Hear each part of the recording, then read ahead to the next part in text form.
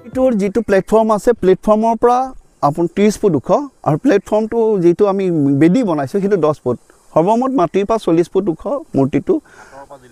আঁতৰ পৰা জিলিকি থাকিব আৰু উকা বিহাৰ কৰিও মূৰ্তিটোক উপভোগ কৰিব পাৰিব ইয়াত পূজা অৰ্চনাও চলিব লাইটৰ সৌৰ শক্তি দিও আমি লাইটৰ ব্যৱস্থা কৰিম সেই সময়ত আৰু যিটো আমাৰ জলক্ৰীড়া হয় সেইখিনিও আমাৰ আছে প্লেন যি ধৰণে আমি আৰ্থিক গোটাব পাৰোঁ অৰ্থ সঞ্চয় কৰিব পাৰোঁ তেনেধৰণে এই জেগাটো এই সম্পূৰ্ণৰূপে মই আৰু মোৰ পৰিয়ালে এইটো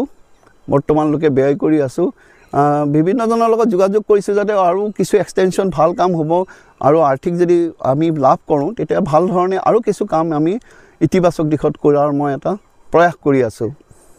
মোৰ মনত এটা সংকল্প আছিলে সেই সংকল্প হ'ল যে আমি যিহেতু এটা শিৱৰ স্থান ইয়াত আমাৰ মহাদেৱৰ স্থান গতিকে ইয়াত এটা সুন্দৰ যদি আমি মূৰ্তি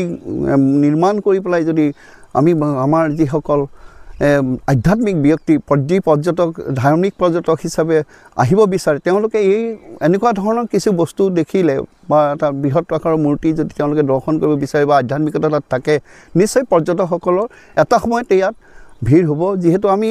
অলপতে আজি 5-6 বছৰ আগত যিহেতু নগাঁৱৰ যিটো মৃত্যুঞ্জয় মন্দিৰ তেওঁলোকে নিৰ্মাণ কৰিলে এতিয়া যথেষ্ট সংখ্যক পৰ্যটকসকল যায় গতিকে আমিও বিশ্বনাথ ঘাটক তেনেধৰণে এটা প্ৰচেষ্টা মই চলাইছোঁ যাতে এটা বৃহৎ আকাৰৰ শিৱ মূৰ্তি নিৰ্মাণ কৰি ইতিমধ্যে সমাপ্ত কৰিছোঁ কিছুমান মূৰ্তি বনাব আছে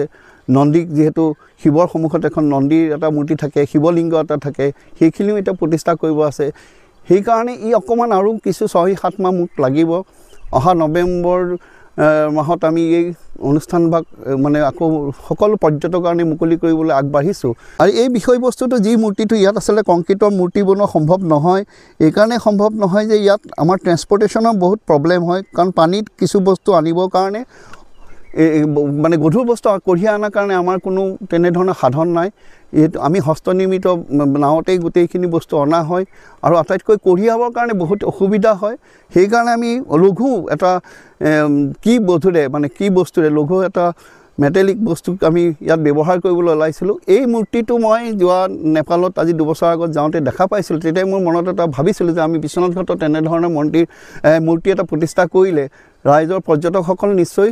এটা ভিৰ হ'ব গতিকে সেই যোগাযোগ কৰোঁতে বংগদেশৰ আমাৰ কলকাতাৰ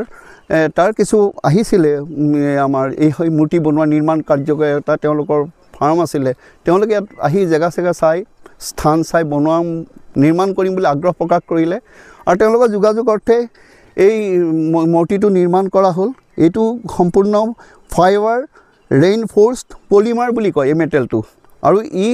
প্ৰায় 200-300 বছৰ ধৰি একো ইয়াত অনিষ্ট হ'বলগীয়া নাই কাৰণ কিন্তু 5 বছৰ মূৰে আমি পেইণ্টটো কৰিব লাগিব পেইণ্ট কৰাত অসুবিধা নাই যেহেতু আজিকালি গোটেইখিনি মেচিনৰে সকলো পেইণ্ট কৰে গতিকে 5 বছৰলৈকে এতিয়া আমি যি পেইণ্ট কৰিছোঁ যি ৰং দিছোঁ ই ক্ষতি নহয় এই মূৰ্তিটো মুকলি কৰি থাকিব ইয়াৰ লগত আমি যিখন আৰু কিছু ইয়াত প্লেটফৰ্ম বনাম এই প্লেটফৰ্মখিনি আমি তাতে আমাৰ নন্দী আৰু শিৱলিংগ আমি উপস্থাপন কৰিম ইয়াৰ অলপ আৰ্হি যিটো আমি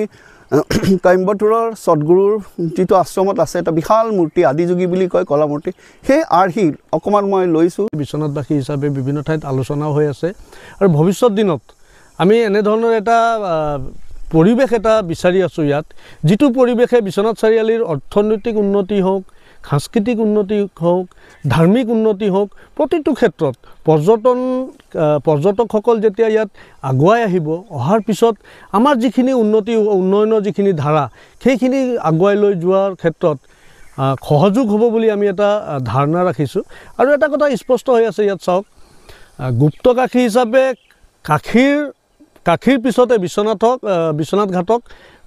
ভাৰতৰ ভিতৰতে এটা প্ৰচলিত নাম হ'ল গুপ্তকাশী এখন আমি ইয়াত যিখিনি আমাৰ মঠ মন্দিৰ আছে তাৰপিছত আমি এতিয়া য'ত বহি ইয়াত আমি আপোনালোকৰ সন্মুখত কথা পাতি আছোঁ ইয়াৰ পৰা আগত দেখোঁতে আমি দেখি আছোঁ কাজিৰঙাৰ জীৱ জন্তুখিনি নদীৰ সিপাৰে ঘূৰি আছে এই মনোমোহা এটা পৰিৱেশ এই পৰিৱেশক আমি বিশ্ব দৰবাৰত প্ৰতিষ্ঠা কৰাৰ কথাখিনি যিটো চিন্তা লৈ আমাৰ